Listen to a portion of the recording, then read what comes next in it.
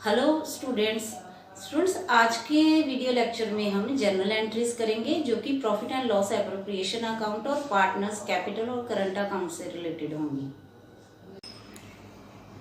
तो स्टूडेंट्स हम शुरू करते हैं journal entries relating to profit and loss appropriation account. जैसा कि हेडिंग से ही पता चल रहा है कि ये एंट्रीज प्रॉफिट और लॉस अकाउंट से रिलेटेड हैं, तो हमें प्रॉफिट एंड लॉस अकाउंट के बारे में क्या पता है।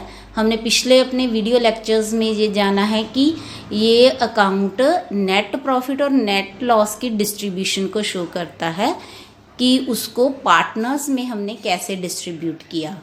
तो दूसरा जो अकाउंट इसमें ज़्यादा इन्वॉल्व होगा वो होगा पार्टनर्स कैपिटल और करंट अकाउंट, क्योंकि फर्म की जो डीलिंग है पार्टनर्स के साथ वो उनके कैपिटल और करंट अकाउंट के थ्रू होती है, जो कि हमारी एक तरह की लायबिलिटी शो करते हैं।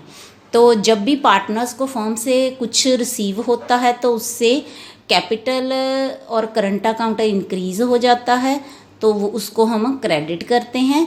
और जब भी फर्म को पार्टनर्स से कुछ रिसीव करना होता है तो पार्टनर्स कैपिटल और करंट अकाउंट डिक्रीज़ होते हैं, तो उस समय हम उनको डेबिट करते हैं। इस बात को ध्यान में थोड़ा सा रखेंगे तो हमें ये एंट्रीज़ को अंडरस्टैंड करने में ज़्यादा आसानी होगी। तो जो फर्स्ट एंट्री है हमारे पास वो है when net profit transfer to profit and loss appropriation account. तो हमारी एंट्री क्या होगी? Profit and loss account debit to profit and loss appropriation account.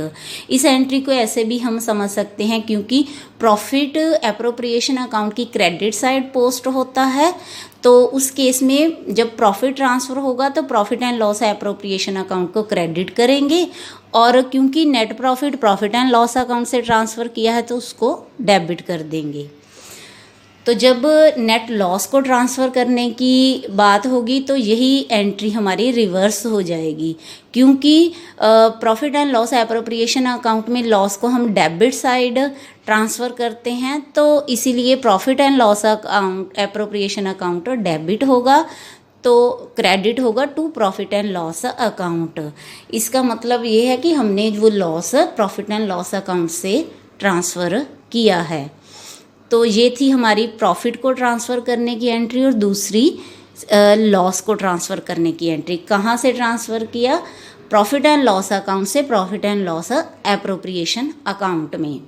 और जो थर्ड हमारी एंट्री होगी वो है when partner salaries commission interest on capital is allowed to partner. इनमें से कोई भी अगर एप्रोप्रिएशन पार्टनर को मिल रही है तो उस समय हमारी एंट्रीज़ क्या होंगी? इन सभी एप्रोप्रिएशंस के लिए दो एंट्रीज़ हो सकती हैं, और अगर हमें सिंगल एंट्री पास करने के लिए कहा गया है तब भी हमारे पास इसका सॉल्यूशन है।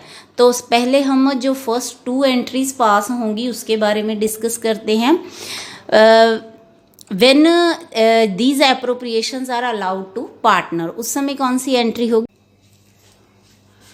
पार्टनर सैलरीज या कमीशन या interest on capital account debit to partners capital और करंट अकाउंट।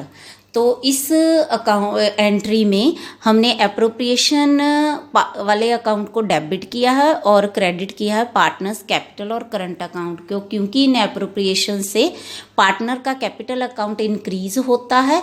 तो जब भी पार्टनर्स कैपिटल अकाउंट इंक्रीज होगा उसको हम क्रेडिट करते हैं। तो दूसरा जो हमारी एंट्री है इन एप्रोप्रिएशंस अकाउंट को क्लोज करने के लिए वो है profit and loss appropriation account debit to partners salaries commission और इंटरेस्ट ऑन कैपिटल अकाउंट। तो क्योंकि ये एप्रोप्रिएशंस फर्म के लिए खर्चा है तो एप्रोप्रिएशन अकाउंट में ये डेबिट साइड शो होता है, तो इसीलिए profit and loss appropriation account को हमने डेबिट किया है। तो ये अकाउंट हम क्लोज करने जा रहे हैं, इसीलिए इनको क्रेडिट किया है to partner salaries commission interest on capital account. तो इन जब भी हमें क्वेश्चन में एंट्रीज पास करने के लिए कहा गया हो एप्रोप्रिएशन से रिलेटेड तो हम ये दो एंट्रीज पास करेंगे, पर अगर किसी क्वेश्चन में हमें सिंगल जर्नल एंट्री पास करने के लिए कहा गया हो तो इन्हीं दो एंट्रीज को कोलैबोरेट करके हम सिंगल एंट्री पास करेंगे, जो कि बनती है profit and loss appropriation account debit to partners capital और करंट अकाउंट। ये कैसे बनी है, देखो यहाँ पे पार्टनर सैलरीज कमीशन और इंटरेस्ट अकाउंट एक एंट्री में डेबिट है, दूसरी में क्रेडिट है। ये दोनों अगर अकाउंट कैंसिल हो जाएं तो जो अकाउंट बचते हैं, profit and loss account debit बचता है और पार्टनर्स कैपिटल अकाउंट क्रेडिट बचता है। उसी से ये एंट्री हमने बनाई है।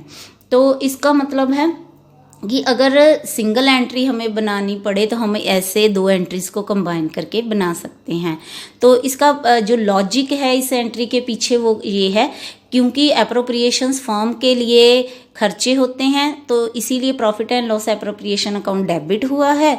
तो क्योंकि पार्टनर के लिए वो इनकम है, उनका कैपिटल अकाउंट इंक्रीज होना है, तो इसीलिए पार्टनर्स कैपिटल और करंट अकाउंट को हमने क्रेडिट किया है। तो स्टूडेंट हमारी नेक्स्ट एंट्री है when interest on drawing charge.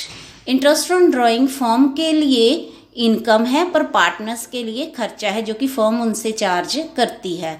तो एंट्री हमारी होगी पार्टनर्स कैपिटल और current account debit to partners interest on drawing account. जब इस अकाउंट को हम क्लोज करेंगे तो एंट्री होगी partners interest on drawing account debit to profit and loss appropriation account. क्योंकि फर्म की जो इनकम है तो इसीलिए profit and loss appropriation account credit होगा। अब अगर हमें सिंगल एंट्री के लिए कहा गया है तो इन दोनों एंट्री से हमारी जो सिंगल एंट्री बनेगी वो है पार्टनर्स कैपिटल और करंट अकाउंट डेबिट। क्योंकि partners capital account interest on drawing से डिक्रीज हो रहे हैं तो इसीलिए पार्टनर्स कैपिटल और करंट अकाउंट हम डेबिट कर रहे हैं। तो to profit and loss appropriation account, क्योंकि ये फर्म की इनकम है। तो जो नेक्स्ट हमारी पास एंट्री है वह है when divisible profit transfer. Divisible profit कौन सा होता है, जो कि profit and loss appropriation account में सारी एप्रोप्रिएशंस करने के बाद बचता है, जो कि बैलेंस होता है profit and loss appropriation account का। तो अगर हमारे पास क्रेडिट बैलेंस है तो उसको हम प्रॉफिट बोलते हैं, डिविजिबल प्रॉफिट बोलते हैं। तो उसको ट्रांसफ़र किस में करते हैं, पार्टनर्स में ट्रांसफ़र करते हैं, पार्टनर्स की प्रॉफिट शेयरिंग रेशो में। तो उसकी एंट्री क्या होगी, profit and loss appropriation account debit to partners capital और करंट अकाउंट। जो भी पार्टनर्स का प्रॉफिट होगा वो पार्टनर्स में उनकी प्रॉफिट शेयरिंग रेशो में डिवाइड किया जाएगा। तो क्योंकि ये फर्म से प्रॉफिट का जो हिस्सा है पार्टनर्स को रिसीव होना है तो उससे उनके कैपिटल और करंट अकाउंट इंक्रीज होंगे, तो इसीलिए हम उनको क्रेडिट करेंगे।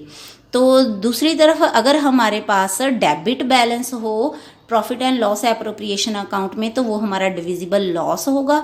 तो लॉस की एंट्री जो है वो होगी पार्टनर्स कैपिटल और current account debit to profit and loss appropriation account.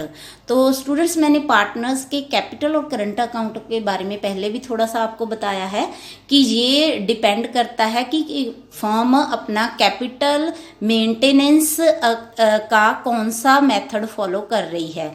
अगर तो वो firm fix capital method of capital maintenance use कर रही है तो हम करंट अकाउंट लिखेंगे, और अगर वो फ्लक्चुएटिंग कैपिटल मेथड यूज़ कर रही है तो हम कैपिटल अकाउंट लिखेंगे। तो आई थिंक आप सबको ये जर्नल एंट्रीज समझ आ गई होंगी।